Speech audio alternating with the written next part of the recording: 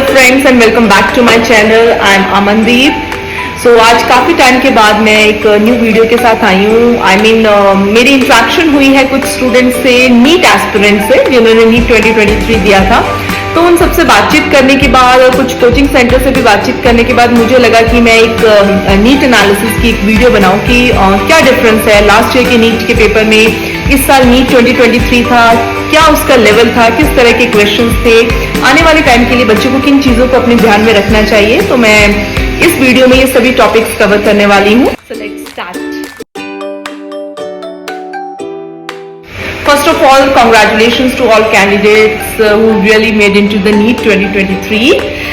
देखिए, अगर मैं कंपेयर करूं NEET 2022 या NEET 2023 को, तो कंपैरेटिवली अगर मैं NEET 2023 को रेट करना चाहूं डिफिकल्टी वाइज, तो it is from easy to moderate, not that much difficult. देखा जाए तो एक्सपर्ट्स भी यही कहते हैं कि NEET 2023 is much easier than last year NEET 2022। तो अब इसमें काफी चीजें ध्यान देने वाली है। और अगर मैं सब्जेक्ट वाइज बात करूं तो chemistry was much tougher, followed by biology. Chemistry के जो क्वेश्चंस थे वो थोड़े टफ लेवल के थे, और उसके बाद बायोलॉजी, चाहे बायोलॉजी दोनों चीजों से मिलकर बनती है, बॉटनी और जूलॉजी, तो इन दोनों के क्वेश्चंस आफ्टर केमिस्ट्री। और physics means it was simple, means last 2 years में फिजिक्स इतना सिंपल नहीं था, लेकिन इस बार फिजिक्स थोड़ा कंपैरेटिवली सिंपल था। तो मतलब ओवरऑल अगर देखा जाए तो paper was found to be slightly easier than NEET 2022। अब बात यहाँ पे क्या आती है कि स्टूडेंट्स ने क्या गलतियां की, या स्टूडेंट्स किस तरह के क्वेश्चंस को लेकर चल रहे थे, या उनकी कहाँ पे चूक हो गई, या फिर जिन बच्चों ने तैयारी की थी उन्होंने किस तरीके से तैयारी की थी। ये सारी बातें इसमें बहुत जरूरी है आपके लिए जानना।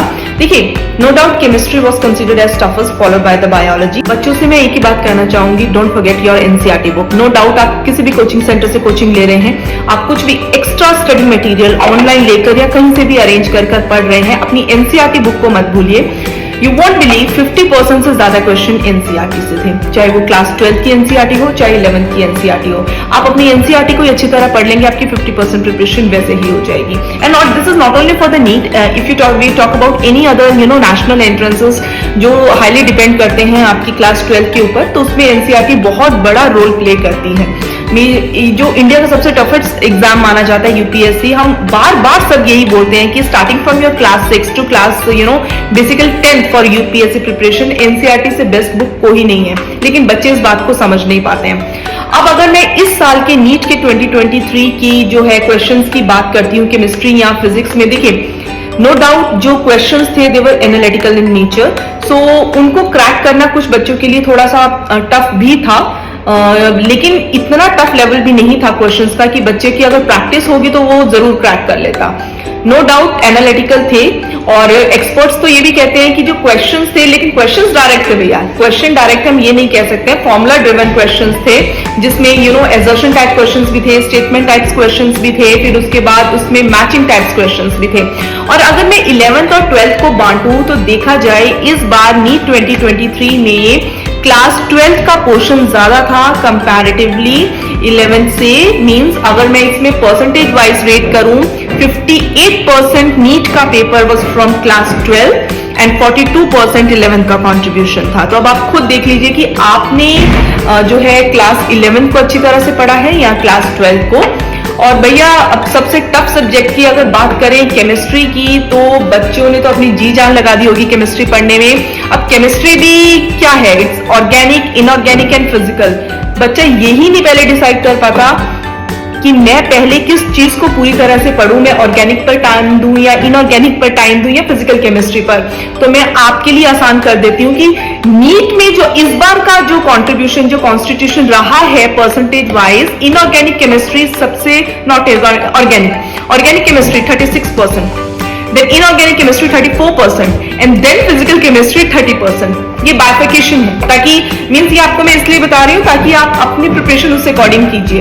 अब अगर केमिस्ट्री की बात ना करके हम बायो की बात करते हैं, बायो में बॉटनी और zoology, specially like I am also medical student, तो मैं तो बॉटनी और जूलॉजी के बारे में तो जरूर बताना चाहूंगी।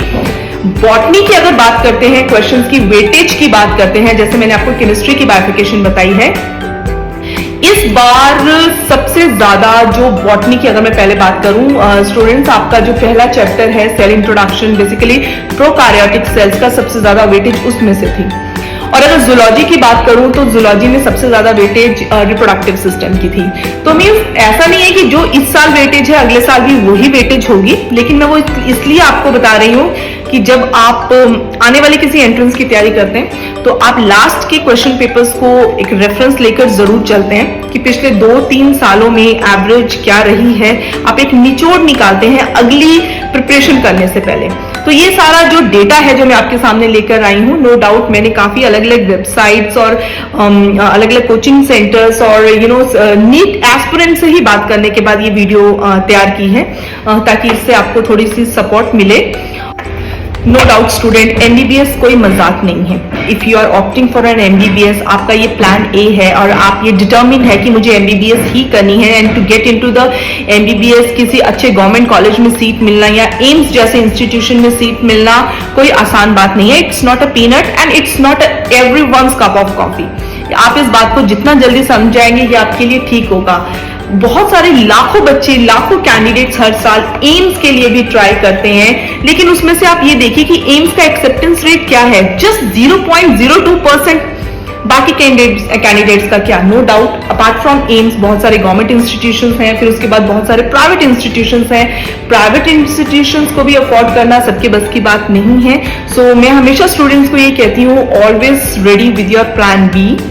प्लान ए आपका एमबीबीएस है, आप हार्डवर्क कीजिए, आपने सैक्रिफाइसेस भी किए होते हैं, आपने अपना पूरा टाइम दिया होता है, लेकिन कई बार डेस्टिनी आपके साथ नहीं चलती है।